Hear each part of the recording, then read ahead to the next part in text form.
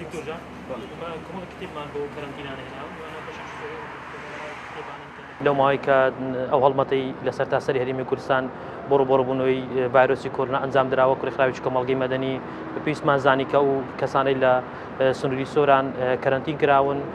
باشترین بیرۆکە پێمان باش بوو کە ئەو کەرەنتینانە کاتەکانی خۆیان بە کتێب بەسەر بەرن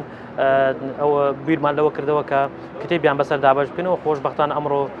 لە سۆران نزیکی 100 کتێبمان بەسەر کەرەنتینەکانی سۆران بە هاوکاری بە ڕۆبلاتی تەندروستی سۆران دابش کرد بەسەر کەرەنتینەکان لە ڕێگەی تیمە پزیشکیان بۆی بتوانین کاتەکانی خۆیان بەسەر بر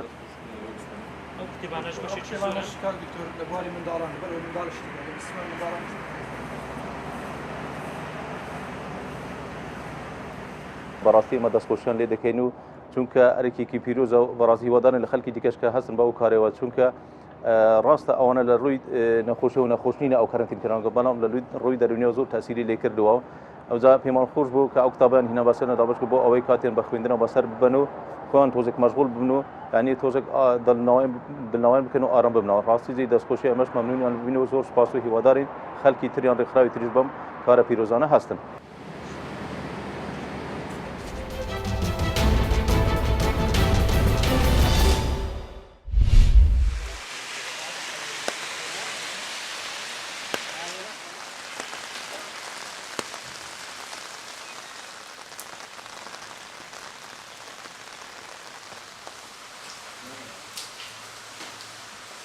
ئێمە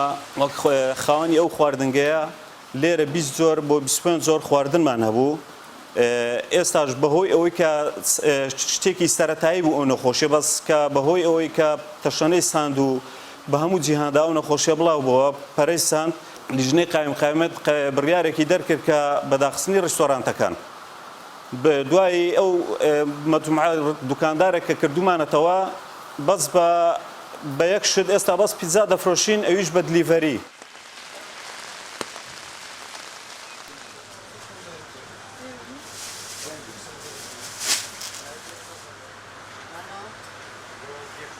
بە نسبەتکردنەوەی ئێمە بڵین پێداویستی ڕۆژانەوەی ڕێگان پێداین مارکێتەکان بیکەنەوە ئەوە بڵین پێداویستیشی منداڵانە و دایبی منداڵانەوانەی پێداویستی سەرکی ڕۆژانەیە دەبێت مارکێتەکان بکرێنەوە لەبەرەوەی ئێمە کراونێتەوە بەنسبەت ئەوەشەوە خەڵک دەتوانێت نێتە دەرەوە لە ماڵەکان ئێمە خزمەتگوزاری دیلیڤەریمان داناوە یعنی دەتوانین لە ماڵە داوا کات بەبێ گەیاندن بەبێ بەرامبەر بۆیان دەگەین ئێمە.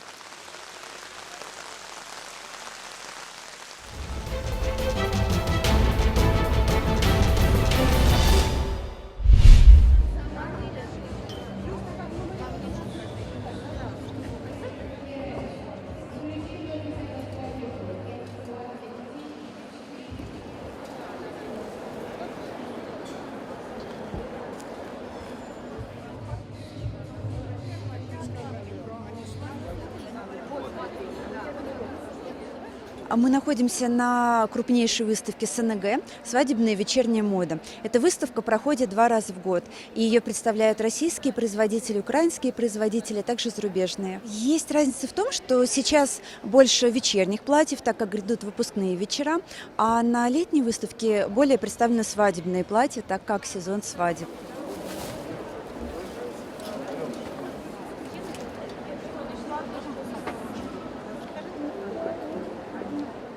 Мы находимся на свадебной выставке на ВДНХ, на стенде марки Татьяна Каплун. И прямо сейчас вы можете посмотреть на платье этой марки.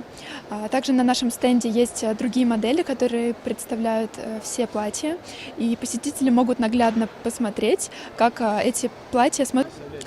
У нас на стенде работают 3 модели, и мы меняемся, меряем разные платья.